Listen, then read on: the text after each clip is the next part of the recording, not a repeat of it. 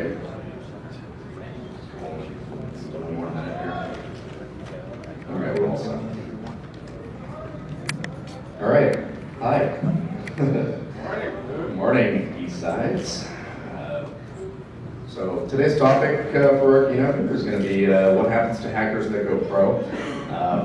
We are discussing the process by which technologists end up in management and the kind of pitfalls that you can expect if you're starting a company or end up in middle management somewhere dealing with a bunch of really creative people. There's some tricks and challenges to it. I know because I kind of came from the researcher community and found myself unwittingly in a management position, and then suddenly found myself running a company. And the process by which I kind of picked up enough, barely enough business acumen to be able to do what I do was not obvious. I didn't go to business school or anything like that. So I'm going to use myself as a point of reference. This does not necessarily mean that everyone will have the same experiences as me here, but you might be able to avoid some things that I did wrong and maybe learn a few things that I thought were done particularly well. So yeah, my name is Rioux. Hello. I am going to be spouting a little bit here today. So just bear with me. I'm going to try to cover this in a personal but informal way. I grew up in the middle of nowhere. I was born in West Virginia and raised in Maine. I can tell you there was absolutely nothing to do with system programming. And I was probably 5 years old when my father brought home my first computer. It was an Apple II Plus, 16K of memory, and a Z80 expansion card. It was in the window of his computer store that he was doing retail sales at. Because he had a PhD in music, which means that there was absolutely no way he was getting a job ever. So he ended up accidentally selling computers for a living, because it turned out that he was pretty adept at programming, and that was actually part of his PhD thesis. And so early on, I kind of latched onto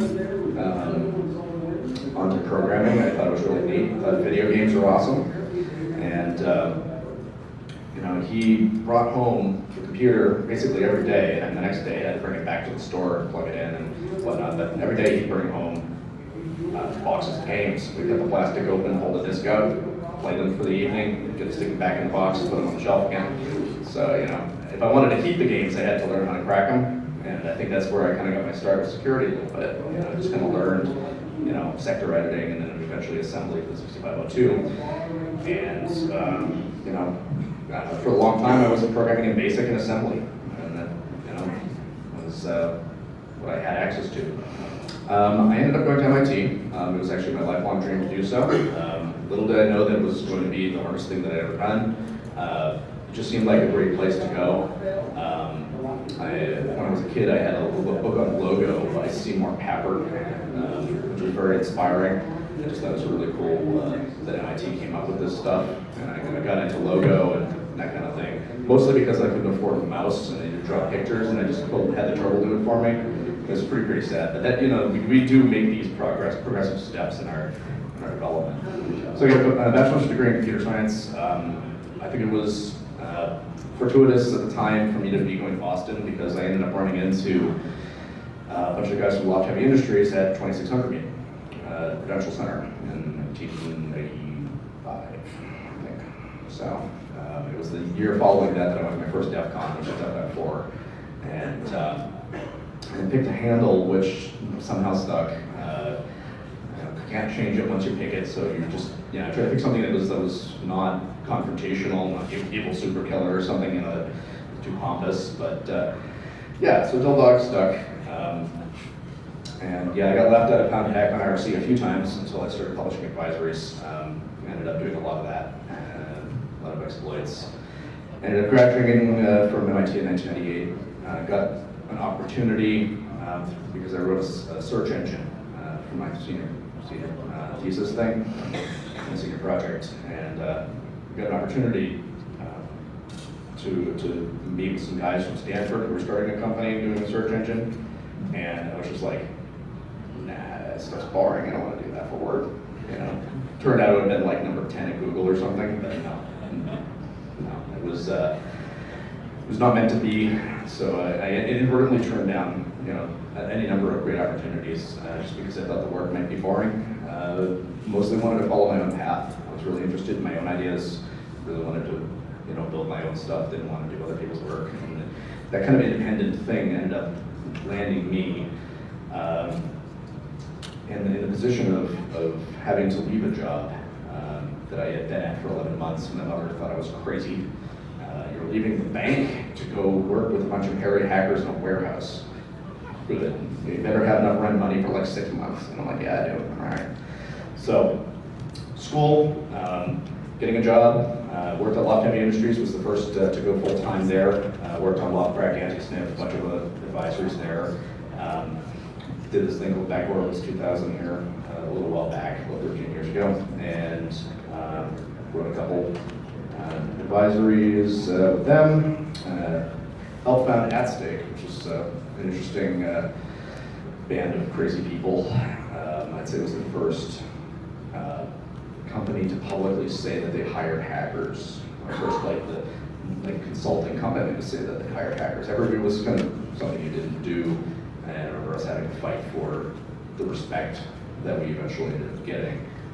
Nobody wanted to give it to people that wore the hacker name back then. So I'd say with like 20 other people we founded At Stake. Everyone who's at Stake will tell you they founded it, so just let them say that. I was acquired in 2004 by Symantec, and that was my first real moment where I started to see what the business world was like. This small thing, which was sort of a microcosm of the hacker world for me, was this At Stake, just got bought by a major corporation, and life changed.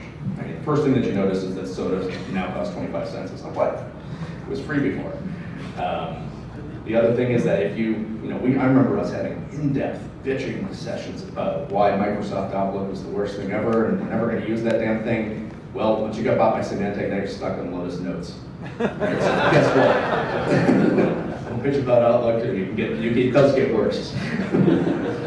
So, we ended up spinning out the core IP for Verica, my current company, in 2005, which is fortuitous and lucky because for the most part nobody understood anything about what it was or how it worked.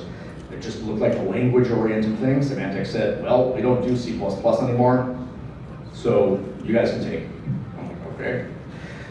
Turns out that it was something that I could get an investment on, and it was my first jump into trying to do this stuff by myself. I got a great co-founder, Chris Oval, and a good team to start with, but taking a leap was not trivial. There was a probably 4-month period where I had no employment. We were all living off our severance pay, and then that ran out. Basically, when you're working for a company and then you choose to negotiate with that same company, they fire you first. It makes it a lot easier to negotiate with you when you have no money. So watch out for that. When you're spinning out, make sure that that technology is almost out the door already before you start negotiating. Otherwise, it's going to be a long haul, pulling and pulling and pulling, and you're going to end up calling in a lot of favors. And your venture capitalists are going to be like up all night trying to call the lawyers over there just to get them to pick up the phone, and it's one thing after another. So, getting IP out from underneath the larger posterior of a giant enterprise is non-trivial. I wouldn't do it if I could avoid it. So think twice about your IP agreements. At the same point, loose lips, 6 ships, one can decide as many times. It's the kind of thing where if I hadn't sold it to At Stake, I wouldn't be able to work on it. I probably wouldn't be where it was today. So I can't say I regret it. There's really no other path. There was nothing else I could really do. So. So we got funding, now the chief scientist there, and an architect for our mobile offering. So I still did a lot of coding in my spare time here, which I didn't have. To start talking about the actual meat of this discussion, kind of have to take a look at how I progressed a little bit. That's kind of how I looked somewhat 15 years ago. I was a programmer. I would claim to be a programmer. I don't claim to be a hacker. My motivation was really just to get a job and to figure out what was going on in the world, to learn as much as I could about this industry because I thought it was neat. I thought I had maybe some skills in it, but I had nothing to really sell myself. No one would hire me necessarily without, testing me excessively. After about 5 years in the industry, I had started publishing things. Publishing really made a big, huge difference. People started to recognize my name, my handle, and the work itself. But my motivation changed. What I considered success for me changed. And you're going to find that depending on where in the life cycle your employees are, for example, their definition of personal success is going to be different over time. Mine definitely was. I started to want to get in the media as much as I possibly could. And that could be because I joined Cult of the Cow around that time, and that was their stated goal of everything, was to get into the media as much as possible. But I really did believe that making myself more visible would somehow be good for my career. Turns out that it doesn't make you rich. It just makes you visible. Over time, I was thinking, what's going to make me happy? It starts to solidify after about 10 years. And I came to the conclusion that my interest lied in doing impossible things. This could be good or it could be bad. We have some technology that I was writing for Veracode, and that was initially deemed impossible by the mathematics community and much other people. This whole idea of automatically reverse engineering a binary to a high-level model was generally deemed to be a lossy prospect and not worth writing code on. I suppose my ignorance at the time was an advantage because I didn't listen to anybody, and I just said, well, we're gonna try it anyway. I hit all the same roadblocks that all of those other researchers hit in 2002 and 2003, and then I realized I had to start over. But I knew what I had done wrong, and there was a trick to it, and then nobody had seen it. At that point, I filed for the patent immediately. I absolutely hate patents. I think the whole process sucks. I would give up all of my patents if everybody else would, but sadly, the way it is, one has to have those kinds of things if you expect to get some kind of venture capitalist to pay attention to you. You gotta be able to show that you've got some IP. Otherwise, it's just your words. If your software works, nobody believes you anyway. Even if it works great, nobody believes you because for the most part they know what's coming, and you don't. They know what's coming because your software is going to be placed in an environment that is far beyond your own expectations. You've never seen the likes of something as terrible as, say, enterprise software. Right? I thought I could handle anything, and then I was fed like Adobe Reader, and I was fed like giant programs that come from federated developments all over the world, and I was just like, okay. It's a good thing that I showed that I had some patents earlier on. And eventually those things did get approved, and I have that now. Today, my motivation really is to improve the state of the industry. Up at the, sort of top of Veracode, my goal is to make sure that what we do matters, that it has meaning, value. I have almost 300 employees now at Veracode. It's not small anymore. I remember when it was me and 2 other guys and whatever, it's 300 people, that's a lot of lives that you influence. I wouldn't want to be doing something meaningless. I wouldn't want to just be having another job. Those people matter a lot to me. So changing their lives, but also changing the world a little bit, if you can do it, find a way to just make sure that what you do has some kind of meaning to the world. Sometimes that's just about having the right timing. It's not about necessarily the idea itself sometimes, but making sure that you have the right thing at the right time. I think we were early.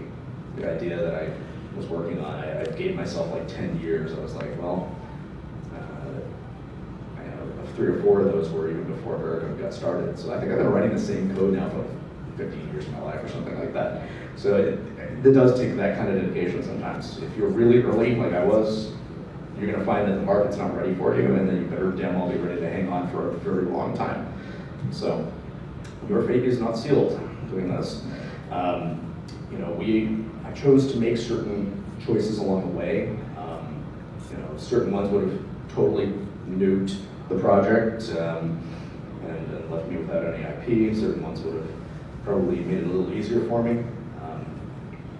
But you're probably making completely different choices. And when it comes right down to it, it's about understanding people's motivations, your own as well as the people around you, and really getting to a sense of what success means for you. If you're going to be a hacker manager, if you're going to have a hacker company, you're going to have to try to find ways to make some of the most critical people in the world happy. Good luck with that. Getting a smile out of a security researcher is like ringing a like. So yeah, it's the skepticism. It gets to you eventually. But the same things that make a good security researcher sometimes don't make a great manager. You have to kind of switch gears. So, how do we build a better hacker manager? Let's take a look at the industry real quick. I'm just going to breeze through these slides. Timeline for the industry really started off with physical security, which kind of started since the beginning of recorded history. I'd say physical security is probably the second job ever, the second occupation. If you can guess what the first one is, you'd understand why the security is the second one, but anyway. The internet really showed up in the 60s to the 80s, just gestating basically, the privileged people had access to this kind of thing. Computer security got real around the time of the Mars worm, when the first kind of cyber attacks, whatever, I hate that term. Cyber used to be something that you did and did not talk about, and nowadays it's everywhere. It's just anyway, network security really took off in the 90s. Everybody now has a firewall. Hell, everyone, I work for an application security company, and everyone today still asks me, well, why do I need what you have if I have a firewall? I'm like, all right, those guys, they figured out how to sell this thing, because now everyone just assumes that it fixes everything. The other one that everyone assumes you absolutely need is a virus scanner. So they ask me, so how is your tool different than McAfee? I'm like, oh, jeez. We have an education problem in security, by the way. I don't know if you noticed that. So security architecture really kicked in around the death of AtStake, and we had all of these boutiques that just got built out of like the remnant ashes of AtStake people bleeding out of Symantec. So we had maybe 150 people, and each one of them went out and started a company somewhere so that they could get out. So you ended up with all these little security boutiques everywhere, and architecture became king for a while as a result. Big data, it's obviously big now. Application security is starting to pick up because people are getting good at all the other layers. And we're actually starting to make some incremental progress at securing things. I know it doesn't seem that way sometimes, and everything gets owned anyway. But there's a line. There's certain people that are not getting hacked nearly as much as they might deserve. But they've done the work. I'd say that raising the bar, we use that as a straw man generic term for what we do, but it is what the security industry is about. You're never going to be 100% secure, so we always are talking about different ways of raising the bar.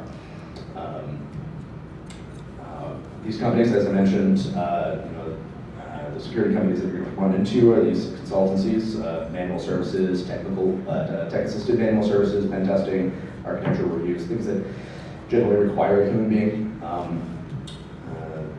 Product sales, so we're talking the virus scanners of the world, the things that you install on your servers. Enterprises that have security departments and QA and IT and secure responsibilities across the organization. And software as a service type companies that are offering services through automation. So you're going to end up running into this range of companies. Each one probably defines success a little differently. Personal success is a little bit hard to get at, but we're going to try. Business success is pretty obvious. It's pretty clear what makes a successful business sometimes. And it's going to be money. Shareholder value, we love that term. Things like market leadership, being able to measure your stability and predictability. So yeah, what do these have all in common? It's measurement. You can't improve what you can't measure. So having a business that is measurable is one that can be made successful. And then we'll have the people interpreting it as a successful business. That's all I know about finance. But if it looks like that, it's good. That's what people want to see. If you can make it hockey stick too, I hate that term, but I'm even from New England, whatever. Yeah, if it's up and to the right, you're good, right? Okay, good. And now that you know, you just want to make sure that shit keeps popping up all the time. Exit strategy. One thing you could do in your business is run out of money. It's likely that this will happen. Most companies don't make it, and they find a way out, usually at the very, very last minute, to find a way to take care of the employees in a time of need. But for the most part, angry VCs, sad founders, fire sale of everything, and then you start applying for dumb jobs so that you can pay your bills. Not the way you want to end up. Your build quick exit strategy, the California model here is you're trying to take in as little investment as possible, sell early if you can, so that you don't basically build too much burn over time. And then you really need to know people. I wouldn't start doing the build quick strategy unless you knew who was going to buy you already. You basically need to have that. It's like, I launched the company, okay, who's gonna buy us? It's gonna take you a year to get that done, but 2 years in, you better be signing paperwork if this is your plan. So little to no investment usually means seed round, and then you're immediately using very lightweight technologies to distribute what you do. A long haul company, which apparently is what I've done, is a long-term multiple round investment from various players out there, various VCs. And it's really about building a market. Many times you are bringing something new to the table that nobody's ever seen before. This is just part of how things are. If you were kind of doing the same thing as other people, then you're already entering a competing market. Unless you have something really magical about the way you're doing it, it's probably not worth your time, and you probably won't even get the investment. So you really need to be doing something new and interesting. And as a result, your goal eventually is going to be to get bought or to go public. And honestly, you want to be going public no matter what. You don't want to be the company that says, we don't have the financials to go public, so let's get bought. That ends you up in a negotiation where absolutely everybody's got 3 years of golden handcuffs, and your stock doesn't buy as many options, or your options don't buy as much stock in the acquiring company, and you end up with a much more dismal acquisition unless you're willing to be able to and capable of saying no to an acquirer. You can say, I'm just going to go public instead, sorry, your deal sucks. You're going to do a better job. You're going to be able to say no. They know that. They won't make the bad offer, and you'll get the good offer. That's the trick. So never ever, even if you don't plan on going public, always say you're going public. That's the rule. Just say it. Never waver from it, and have the financials to back up that that's an option. So even if you do intend to get bought 100%, make sure that you have a CFO that gets how to, you gotta be serious. You gotta have a CFO that understands how to do a public company and has done it before. Then they'll believe you. So, lifestyle company. Too many of these out there, but Usually, this is what happens when you have sort of one person who owns almost all the stock in the company, and all they want to do is hire people to get the work done around them, and they don't intend to sell, they don't intend to go public, and they're just going to take forever, and eventually they're going to pass it on nepotistically to their kids or something. You know, it's not, there's no exit strategy at this point. It's not exit, it's about, it's my company, and I will have it for the rest of my life. The dynamics are very different there. So, personal success factors. Yeah, right? So we're just talking about the fail competition there. You know, what people consider success. What motivates you matters. Are you altruistic? Are you doing it because you think you're doing a good thing for the world? Are you doing it for money, fame? Are you just bored? I know I was at the beginning, and security was, and hacking was very motivating. First time I got a taste of actually busting something and writing an exploit for it, I was like, oh yeah, I can do this a lot. You know, well, the question is, you know, what makes you feel good? You know, what makes you happy? So, do you like your job? Would you want to start a company? Would you prefer to do your own thing, or do you like to be a good follower? I mean, there's great leaders and there's great followers. Great followers take good ideas that they believe in and make them possible. It takes a careful blend of both of those types of personalities to make something really work.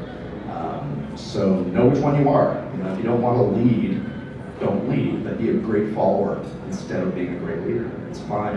It's important that you make that distinction though and know which one is which.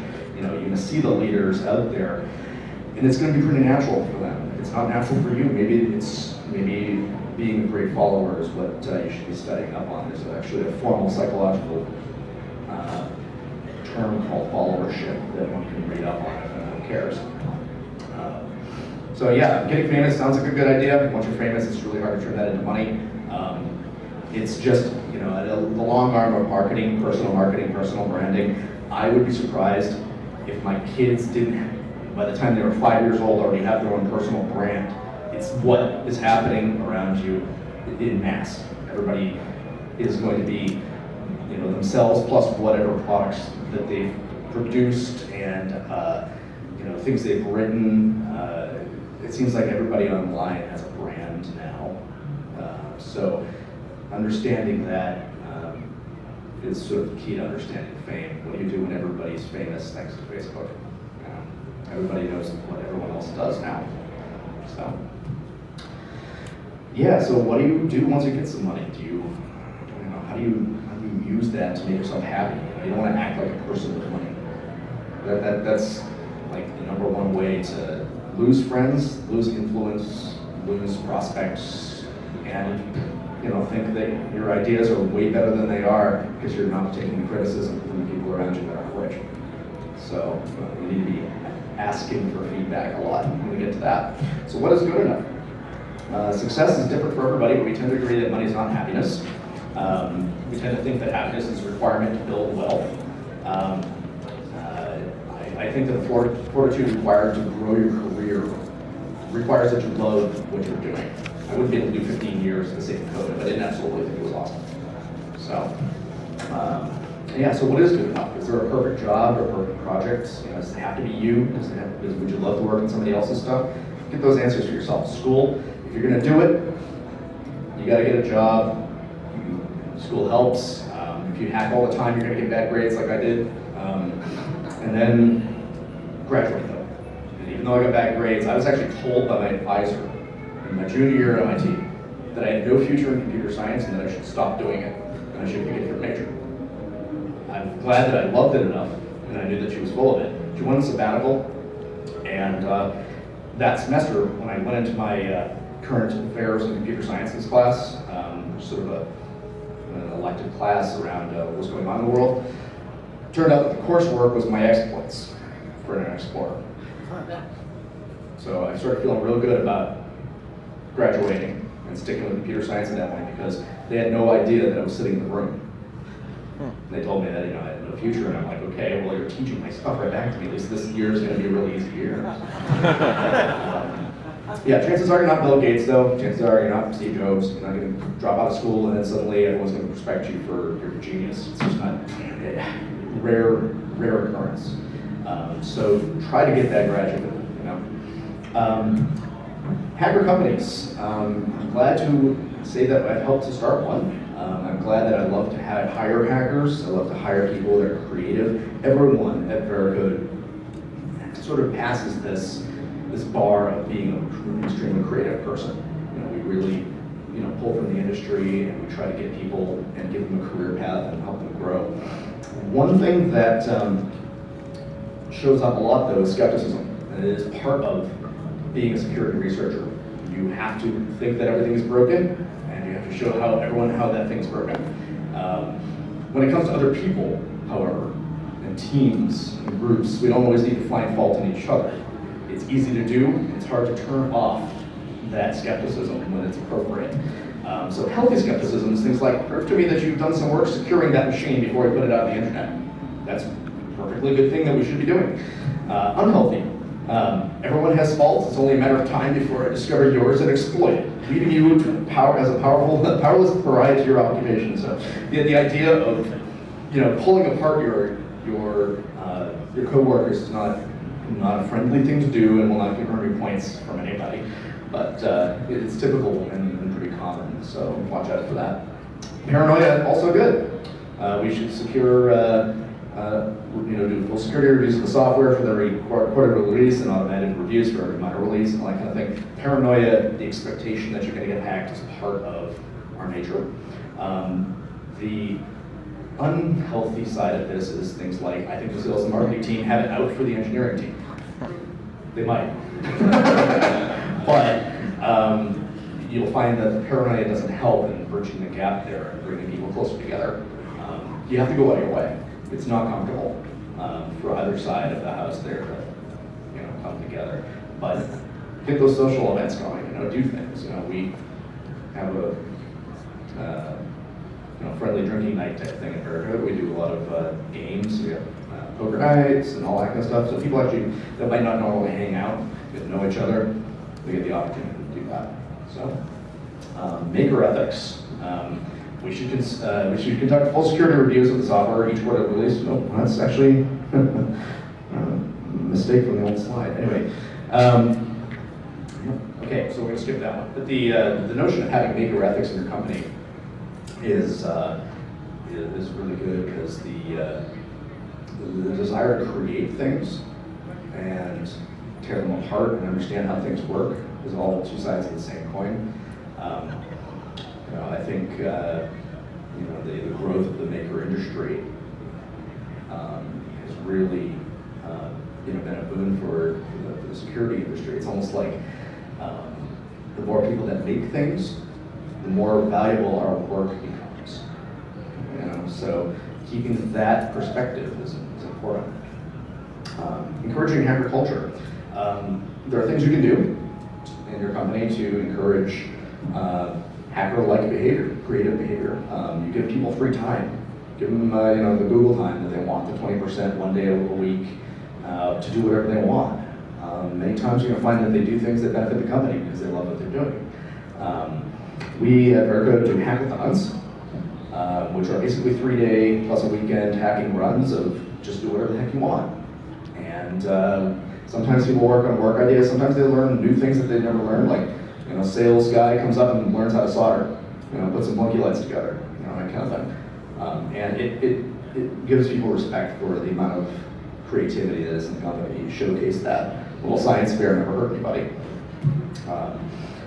We do security awareness trainings, so people that might just take security for granted at least understand the scope of the problem. You know, it might not be all that fun to sit through an awareness training. It sounds like an HR weasel word, but it really, when it's run by the research team and everybody has to sit there and kind of get used to the idea that security is not going away anytime soon, you know, that's the kind of thing that at least increases respect when people say, I mean, when they get the big fat no, you can't put that on the external website or whatever. You know, they at least understand that there's a process, and the process is there for their own good. It's becoming less and less of an issue since grandma's getting hacked these days. Everybody gets hacked. Everyone knows what identity theft is. Like 10 years ago, nobody knew. Yeah, grandmother didn't know what identity theft was. wasn't an issue. These days it is. So I get less pushback. Role progression. Everybody expects that their job is going to make them, give them some progress over time. You can start off as a researcher and hopefully get senior researcher, and then maybe principal architect, and then maybe you can work with management or whatever that progress is. You actually have to be a little wary of it. Knowing what makes you happy may not be getting a raise or a promotion. Because many times when those things happen, they come with responsibilities and those things change. If you like writing code, maybe you don't want to be a development manager. You might find that you're doing project management all day and spending every single waking hour of your time in Jira and clicking on people's story points and asking them why it's taking them so long to get the work done. And oh my God, this is never going to get done on time. All that shit. So, instead of actually sitting there and making the thing happen, you're helping to herd cats. And if you like doing that, then fine. But you might not want to take the promotion unless you're absolutely certain. So know where in the company makes you happy too. Many people are individual contributors. You're going to find that you end up as a project lead if you do your job well. You're just given the responsibilities of leading a project. It's going to feel good. You'll want to do that. But then, you realize the next step is middle management. And you're like, all right, interesting. All right, the executive management starts to get even a little more remote. Of course, you get the big, long view of the company, and it kind of gives you some sense of, when people invest, what they're really worried about. You taking how much of their money? That's a lot of money. Other people's money is not something you really want to have. The responsibilities to those people is huge. You take in $40 million or something, boy, you got $40 million of debt, and you better be making those people happy. It doesn't come for free. So going up and kind of ending up as founders or CEOs or board members of companies, you end up with a lot of this, you're right up against the money, right up against the investment, and you have to be able to make commitments that you believe in, and it's about your word at that point. They're going to invest in you because they believe in your ideas, and they believe in the people that you've assembled. So, beware the peer principle. The peer principle says that people will always get promoted to their level of incompetence. If you're really good at something, they'll give you a promotion until you're no longer good at that thing, and now you're stuck doing a job that you're not good at. You really need to vet that promotion. Make sure that the work you're going to be doing is something that you really want to learn, and that you really want to get into. Otherwise, peer principle. So I have a lot of people that I started a company with that don't want to progress past middle management. They just don't want to do it. And I totally understand. They want to have their fingers in that, at the individual contributor level as well. It's important that they continue to write code and things like that to make themselves happy. So they don't want to do all of that other stuff. So I totally get that. So I'm going to actually sum this up and wrap up this topic here with basically 10 things that I think are absolutely fundamental to hacker management, dealing with creative people, and running hacker companies. All right, so number 1, thou shalt appear presentable, approachable, and kind. It is non-obvious at first that looks matter, but as you are hiring, I have seen some absolute horror shows when it comes to people scaring customer or clients, or people scaring their managers, people scaring people because they're dressed in a very scary way. Okay. Black all day is good, that's fine. You can wear whatever you want out of the office, it's very good, but for the most part, hygiene matters. Smelling good, having a meeting with somebody, it's good to actually avoid the troll under the bridge look. So if you don't want to be treated like an outsider, if you want to make contacts and whatnot, at least soften it. Just soften the look. Hard is good, I like hard, but there's a time and a place for it. Rule number 2, thou shalt be a good team leader and a good individual contributor. You have to be both. You cannot just become a manager and then lead your team. I've seen so many managers that are just looking to get idolized by people that work for them. They become the friend and not the manager. And at a certain point, you have to realize that those people are not contributing anything. They're just kind of summing up the work of everyone beneath them and passing it on. It's like, why are you here? What are you doing? What are you adding value? You actually have to add your own value still. Because really, in an org chart, you think about it, you have people that work for you, but you're also on a team of people at your level. If you're not contributing in an individual capacity to that team, forget managing. And you've lost what got you there. So don't do that. Rule number 3, thou shalt prioritize the team that you're on rather than the team you lead. It's even a little deeper. Really, the team you're on is the one that needs to be successful. The executive function at the top of the company is the thing that needs to be successful. Otherwise, you are walking blind. You are making bad decisions all over the place. All of those things that you hold dear at the individual contributor level, they're going to go away because people don't understand the value anymore. So making each team successful from the top down is really important. It sounds like it's self-serving, because I didn't have that executive level, but honestly, if they're flying blind and they're not doing a good job because people on the team around them are dysfunctional, then everything beneath them is going to be terrible too. Effectively, you should be able to, at any time, delegate to your best of your direct reports. If you're doing a good job, there's somebody beneath that you're managing that you should be able to delegate to, so that you can continue to be an individual contributor when necessary. Rule number 4. Thou shalt be inclusive of many skill sets and expertise in your organization. I would not want to run a completely homogeneous computer network. I don't know why anyone would want to run a completely homogeneous company. The same reasons. You don't want to amplify the things that are weaknesses in your organization. You want to have a little bit of everything if you can. Try to be as broad as you can in your hiring, understanding full well that not everyone's going to understand everybody. Takes all kinds of people.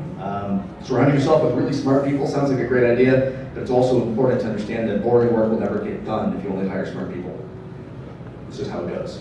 You're going to find that there's a cluster of work that absolutely nobody in their right mind would want to do. So you need at least a few people that aren't in the right mind to do that work. Make sure you get them. Don't snicker at it, because it's so important that shit gets done, but you're not going to be able to get, the extremely creative sometimes to do the extremely mundane. Those still need to get done. So rule number 5, thou shalt embrace time and project management techniques. Yeah, sure, all right, here we go.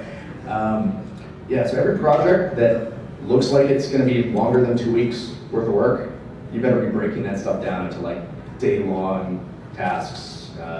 Basically, everyone takes as much time as possible to get a task done. If you give people 6 months, it'll take them 6 months to do it. If you give people a month to do something, it'll take them a month to do it. You might get different things, but you might actually get exactly the same thing, except that people took 6 months.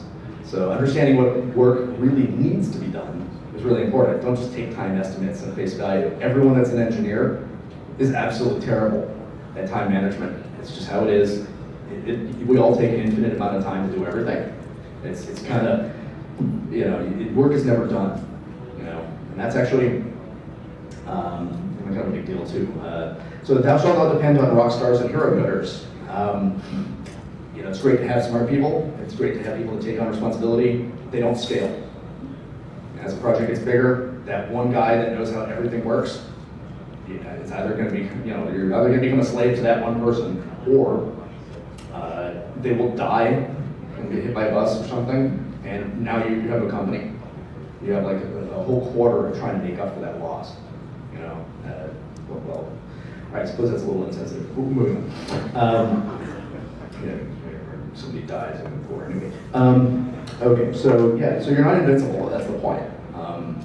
Just because you have really good programmers or whatever doesn't mean you're gonna succeed. So making sure that you empower everybody and that you make the software maintainable if you're writing software, for example. Rule number 7, thou shalt embrace process. All of the stuff that goes along with that project management is there for a reason. So learn your Agile, learn your Scrum, learn your Kanban, and get religion around it. The idea of providing people a way to measure measure their progress. Measuring is key to improvement. being able to show that estimates are wrong and that things are taking less or more time is really, really important. You know, there's nothing worse than telling a major enterprise that the product's going to be ready and then having it ready a month after. They want to start using it immediately. So when you make a promise about a date, you better have all the stuff and the numbers to back it up.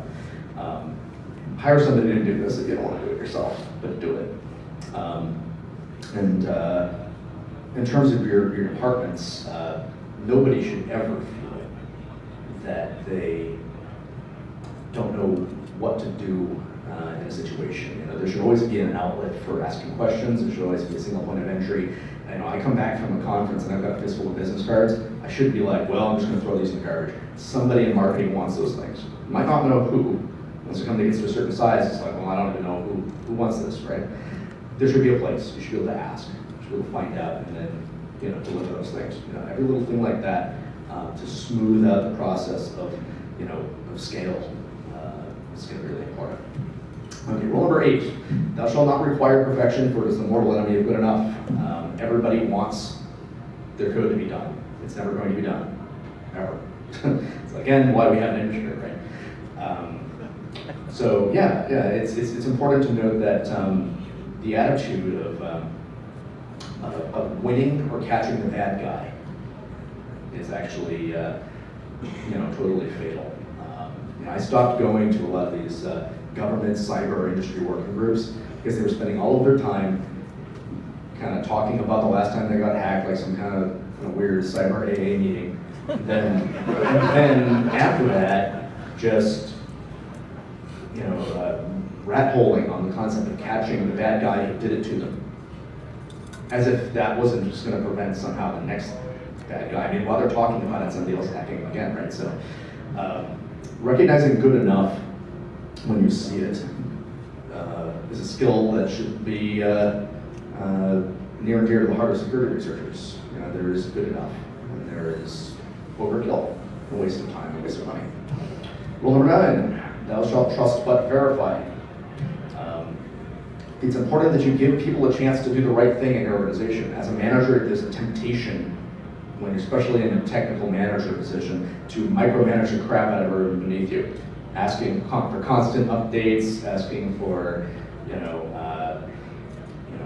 a lot of meeting time. There's the meetings that are designed to be problem solving, and then there are meetings that are designed to be information sharing. But really, if you think about it, meetings should be either 20 minutes or 2 hours, and that's it. Period. If you're not doing it that way, think about it. So yeah, reduce the number of meetings. Try to do that. But trust people to do their job. When you give them something to do, trust that they're going to do it, and let them fail. If they fail, let them fail. Even then, minimize the impact of failure, of course, but let people do their job. You're going to find that delegation doesn't work unless you do. And the last one here is rule number 10. Thou shalt give feedback well and take feedback even better. Ask for feedback. Be a big enough individual to ask your direct reports and people around you to give you constructive criticism. It may hurt, even if it's constructive, but those people need to give that feedback to you, and you need to ask for it. They won't do it unless you ask. So ask for feedback. And don't put together a company-wide survey and then just expect that all of the right information will somehow be derived from this. It's a personal thing. One-on-one's really important in that way. Once a quarter, ask for feedback on how you're doing. It's really important, and that'll make you a better hacker manager. So I think that's it for now. If you ever have any questions about my experiences or what I think you can do to do a better job, come talk to me, find me at the bar around here, or shoot me an email. I'm really easy to find and very good, so I'm willing to talk to just about anybody. So thank you guys for your time.